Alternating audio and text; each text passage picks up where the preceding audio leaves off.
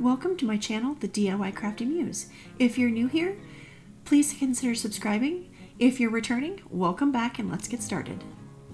I love the idea of having a coffee bar, but I just don't have a large enough space for a full coffee bar.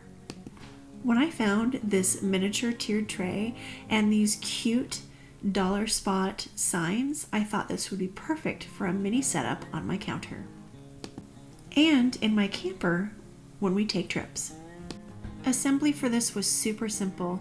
The tier tray already came pre-assembled, and although I was originally going to create a DIY sign, I ended up using one of these signs from the dollar spot because there were just so many options, and they're so adorable.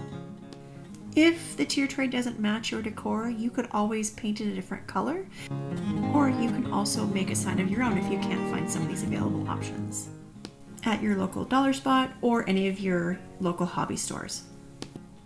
To finish this off, I added a few instant coffee packets, some K-cups, a packet of tea, and a few hot cocoa packets.